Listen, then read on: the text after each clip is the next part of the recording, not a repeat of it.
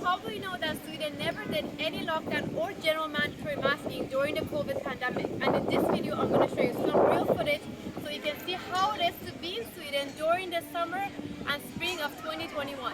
I'm also going to share some Swedish perspective of why they did what they did. Stay with me.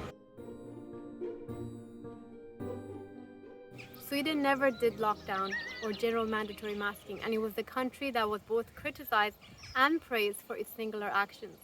And I can tell you that it's quite different to live here compared to other countries that are going through lockdown.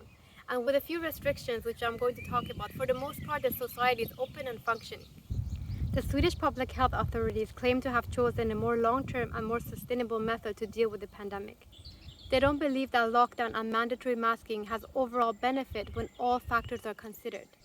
It seems as though they're taking all factors of public health into consideration rather than just looking at the number of COVID cases. For instance, if you start to look at all the issues that has increased due to the lockdown, such as mental health cases, depression, anxiety, suicide, including in youth, drug and alcohol abuse, child abuse, spousal abuse, interfering with children's development, and also delaying other treatments because of the public's fear of seeing their doctors. When you look at all these factors together, then suddenly you start to see a different picture than only concentrating on the number of COVID cases per day. And that is what the Swedish public health is considering. Also, some data shows that Sweden had a lower mortality rate compared to a lot of other European countries in 2020, and they were successfully able to flatten the curve despite having no lockdown. And as of now, in June 2021, the number of COVID cases per day are dropping dramatically as it did last summer. Of course, we all know that this is a very complex topic, and a lot of factors are involved when making a decision on what is the right thing to do. And we all know that hospitalization and the strains on the doctors and nurses has been a huge factor in making the decision to go through a lockdown and masking. When the pandemic hit, nobody knew what to do.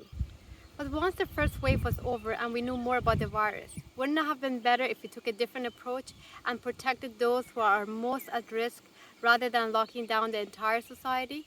For instance, in some regions or countries, they were given government funding for those businesses that had to be closed during COVID. But what if we give that government funding to the high-risk groups or friends and families of the high-risk groups so they can stay home and take care of the high-risk population in order to reduce death and hospitalization, rather than giving that funding to the low-risk groups who could have actually gone to work, but instead they were forced to stay at home, and in many cases they had to close down their businesses for good. We know kids are in low-risk group and have low transmission rate, so keeping them away from their friends and away from school for a year or so is significant and is unfair. Alternatively, like we have done in some regions in Canada, we give options to remote learnings for those families who were in high-risk groups or did not feel comfortable to send their kids to school. Again, being selective of giving that choice to people rather than keeping every child at home. And what do you think about small children wearing masks all day long when they did go to school, even when they were playing with their friends outside in open space? Well, the Swedish public health definitely do not believe that they should do that to children. And they believe masking children like this has more adverse reactions than benefits. Once the vaccinations were available, they're doing a good job vaccinating their people, especially the elderly and the higher risk groups. But before the vaccination was available, it was the elderly and the higher risk group who tried to stay away from the society as much as possible to reduce their own risk of getting sick, rather than having the entire society to stay home. One of the only places that masking became mandatory, or more like highly recommended, was in public transit areas during the rush hours when keeping distance was not always possible.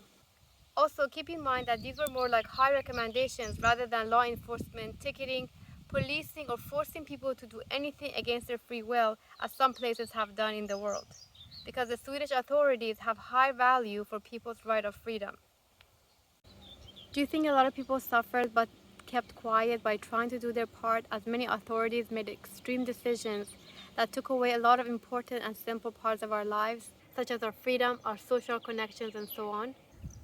Do you think it would have been better for everyone if places with more resources would have had made more selective and more thoughtful decisions that would not only save lives, but also would consider the entire society's livelihood? So this video is not really about greener living, although Sweden is one of the greenest countries at present time. But could it be about wiser thinking? Well, that is for you to decide, and I guess history will tell. Something else to consider. Many experts believe that just like influenza, even though vaccination is very helpful for coronavirus, it does not give permanent immunity. And booster vaccination will be needed annually as there are going to be new strains of this virus. So if this virus is going to stay with us for many more years to come, for those countries that are going through lockdown and mandatory masking, what is the long-term solution we have in mind?